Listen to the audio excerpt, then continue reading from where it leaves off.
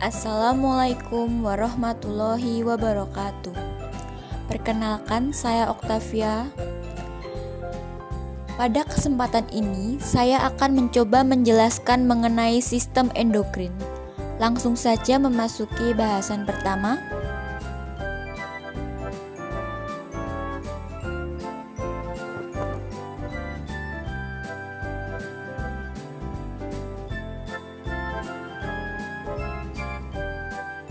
Apa itu sistem endokrin? Sistem endokrin atau yang lebih dikenal sebagai kelenjar endokrin merupakan kelenjar yang mengirimkan hasil sekresinya langsung ke dalam darah yang beredar dalam jaringan kelenjar tanpa melewati duktus atau saluran dan menghasilkan sekresi yang disebut hormon. Hormon merupakan senyawa protein atau senyawa steroid yang mengatur kerja proses fisiologis tubuh. Hormon berperan penting untuk mengatur berbagai aktivitas dalam tubuh, antara lain aktivitas pertumbuhan, reproduksi, osmoregulasi, pencernaan, dan integrasi serta koordinasi tubuh. Selanjutnya kita membahas mengenai fungsi sistem endokrin. Terdapat beberapa fungsi sistem endokrin antara lain menghasilkan hormon yang dialirkan ke dalam darah yang diperlukan oleh jaringan-jaringan dalam tubuh. Kedua, mengontrol aktivitas kelenjar tubuh. Ketiga, merangsang aktivitas kelenjar tubuh. Dan keempat, merangsang pertumbuhan jaringan. Kelima, mengatur metabolisme oksidasi, meningkatkan absorpsi gula pada usus halus. Dan keenam, mempengaruhi metabolisme lemak, protein, hidrat arang, vitamin, mineral, dan air.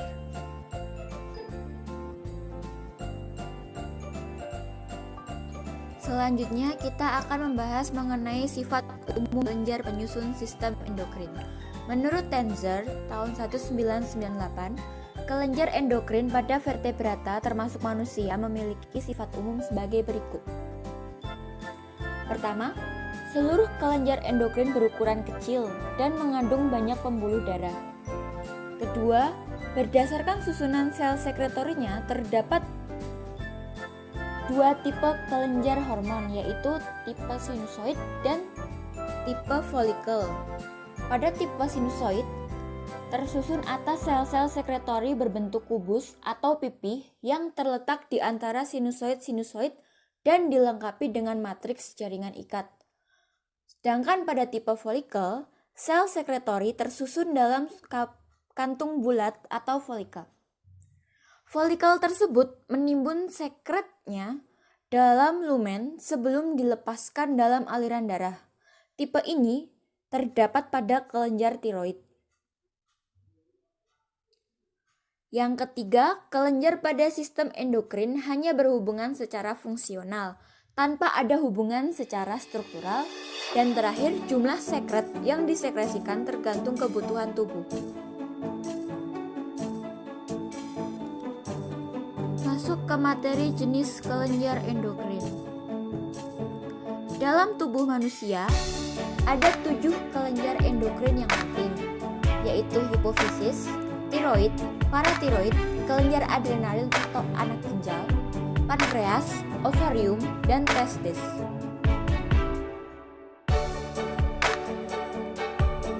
Yang pertama yaitu kelenjar hipofisis.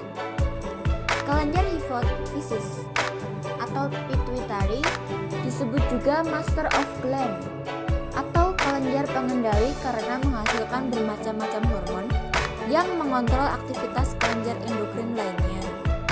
Kelenjar ini berbentuk bulat dan berukuran kecil dengan diameter 1,3 cm yang terletak pada recessus tulang sphenoid atau sela turcica.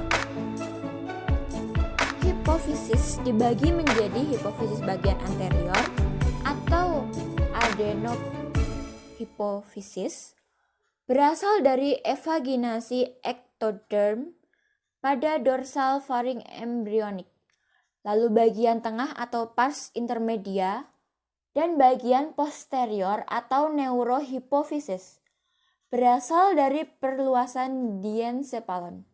Kelenjar hipofisis berada di bawah kontrol hipotalamus.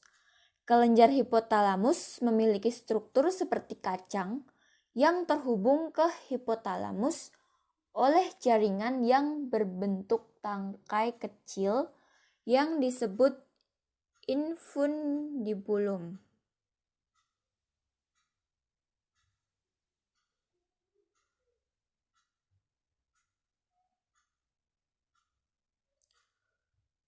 Selanjutnya adalah kelenjar tiroid. Kelenjar tiroid berbentuk kupu-kupu, terletak di leher anterior pada trakea inferior. Terdiri dari 2 lobus masing-masing lateral ke trakea yang dihubungkan oleh isthmus anterior. Kelenjar tiroid adalah kelenjar endokrin terbesar dalam tubuh. Kelenjar tiroid menghasilkan 2 macam hormon, yaitu tiroksin dan triiodontironin. Hormon ini dibuat di folikel jaringan tiroid dari asam amino atau tiroksin yang mengandung yodium.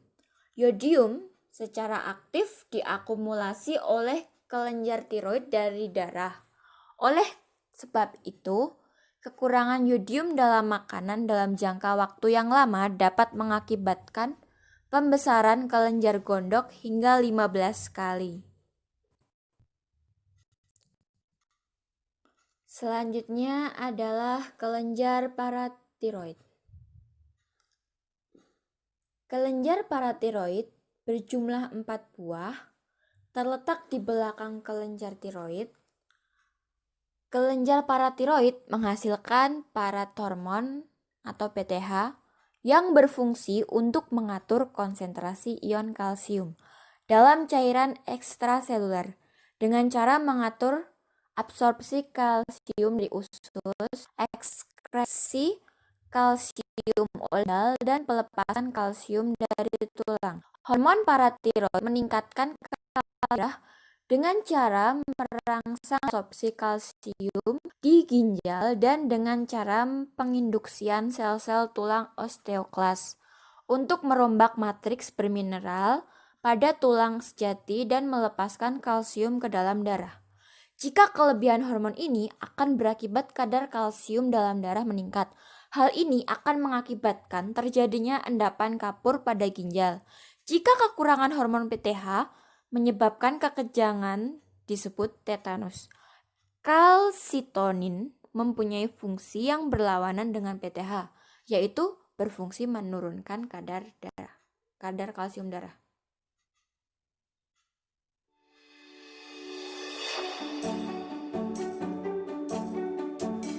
Selanjutnya adalah kelenjar adrenal.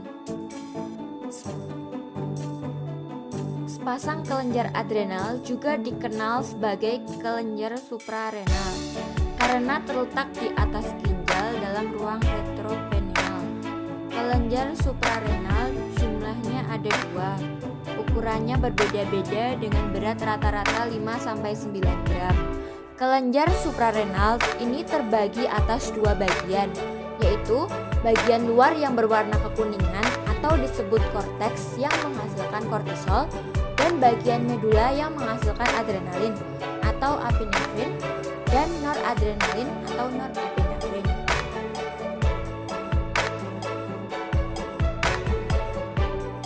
Kelenjar selanjutnya adalah kelenjar pankreas. Kelenjar pankreas merupakan sekelompok sel yang terletak pada pankreas yang disebut dengan pulau Langerhans. Kelenjar pankreas menghasilkan hormon insulin dan glukagon. Insulin mempermudah gerakan glukosa dari darah menuju ke sel-sel tubuh menembus membran sel. Dalam otot glukosa dimetabolisasi dan disimpan dalam bentuk cadangan. Di dalam hati, insulin mempercepat proses pembentukan glikogen atau glikogenesis dan pembentukan lemak. Kadar glikogen yang tinggi dalam darah merupakan rangsangan untuk mensekresikan insulin. Kekurangan hormon insulin akan menyebabkan penyakit diabetes mellitus atau kencing manis. Insulin berperan mengubah glukosa menjadi glukogen agar dapat menurunkan kadar gula darah. Jika seseorang tidak dapat memproduksi insulin, maka glukosa dalam darah terus bertambah karena glukosanya tidak dapat dirubah menjadi glikogen. Akibatnya, urin yang dikeluarkan mengandung glukosa. Terakhir yaitu ovarium dan testis. Gonad dalam organ yang menghasilkan gamet, sperma pada pria, dan oosit pada wanita. Selain sebagai fungsi reproduksi, gonad juga mensekresikan hormon. Pertama pada ovarium. Ovarium itu merupakan kelenjar kelamin wanita yang berfungsi menghasilkan sel telur, hormon estrogen dan hormon progesteron. Sekresi estrogen dihasilkan oleh follicle de Graaff dan dihasilkan oleh FSH. Estrogen berfungsi menimbulkan dan mempertahankan tanda-tanda kelamin sekunder pada wanita. Misalnya perkembangan pinggul, payudara, serta kulit menjadi halus. Kemudian progesteron dihasilkan oleh korpus luteum dan dirangsang oleh LH. Progesteron berfungsi mempersiapkan dinding uterus agar dapat menerima sel telur yang sudah dibuahi. Sel hormonal yang mempengaruhi siklus menstruasi yaitu pertama FSH, RH atau follicle stimulating hormone releasing hormone yang dikeluarkan hipotalamus untuk merangsang hipofisis mengeluarkan FSH. Yang kedua LHRH atau luteinizing hormone releasing hormone yang dikeluarkan hipotalamus untuk merangsang hipofisis mengeluarkan LH. PIH, prolaktin inhibiting hormone yang menghambat hipofisis untuk mengeluarkan prolaktin. Yang kedua yaitu testis. Testis pada manusia terdiri dari tubulus yang dilapisi oleh sel-sel benih atau sel germinal. Tubulus ini dikenal dengan tubulus seminiferus. Testis mensekresikan hormon testosteron yang berfungsi merangsang pematangan sperma dan pembentukan tanda-tanda kelamin pria. Misalnya pertumbuhan kumis, janggut, bulu dada, jakun, dan membesarkan suara. Sekresi hormon tersebut dirangsang oleh ICTH yang dihasilkan oleh hipofisis bagian anterior. Sewaktu pubertas, hipofisis anterior memproduksi gonadotrofin, yaitu hormon FSH dan LH. Sekresi kedua hormon ini dipengaruhi oleh GnRH atau gonadotropin releasing factor yang berasal dari hipotalamus. Selanjutnya yaitu penyakit pada sistem endokrin. Penyakit atau gangguan sistem endokrin terutama menimbulkan keadaan kelebihan defisiensi dari hormon akibat dari hiperfungsi atau hipofungsi dari kelenjar. Pertama yaitu hipofungsi. Hipofungsi sendiri terdiri dari dua, yaitu destruksi kelenjar dan gangguan ekstragranuler. Destruksi kelenjar, penyebab paling lazim dari destruksi kelenjar endokrin yaitu penyakit autoimun. Hal ini ditemukan pada sebagian besar dari penyakit diabetes mellitus, dependen insulin, hipotiroidisme, insufisiensi adrenal, dan kegagalan gonad. Pada kelenjar hipofisis, suatu gangguan seperti tumor atau hipotensi sebagai akibat syok atau perdarahan merupakan penyebab yang lebih khas.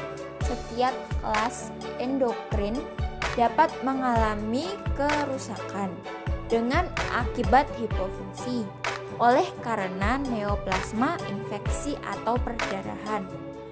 Lalu pada gangguan ekstragranuler, Gangguan ini merupakan gangguan kerusakan terhadap kelenjar endokrin yang merupakan organ dengan fungsi utama lain. Contoh pada penyakit ginjal, menimbulkan konversi cacat akibat kelainan metabolik, kerusakan terhadap sel cukta glomerular, penyakit renin yang menyebabkan hipoaldoteronisme reninemik,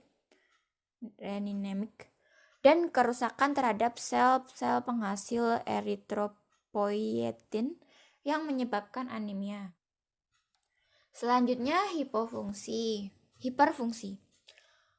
Hiperfungsi dari sebagian besar kelenjar endokrin biasanya timbul sebagai akibat tumor. Adanya tumor mengakibatkan kelebihan hormon. Contoh tumor pada hipofisis dapat menyebabkan produksi kelebihan dari sebagian besar hormon. Contohnya cacat dalam kepekaan terhadap hormon. Resistensi primer terhadap sejumlah hormon telah diketahui. Hal ini dapat disebabkan oleh sejumlah tipe yang berbeda dari cacat pada reseptor hormon ataupun akibat fungsi dari distal reseptor. Cacat genetik pada reseptor yang menimbulkan sindrom resistensi telah dilaporkan oleh glukokortikoid, hormon tiroid, androgen, vitamin D, PTH, ADH, GH, insulin, dan TSH. Cacat pasca reseptor diketahui terjadi pada beberapa kasus pseudohipoparatiroidisme dan juga pada diabetes mellitus dan non-dependent insulin. Sekian yang dapat saya sampaikan. Mohon maaf apabila ada kesalahan kata. Terima kasih sudah menyaksikan. Dan untuk saran dan pertanyaan bisa dimasukkan ke dalam kolom komentar. Terima kasih.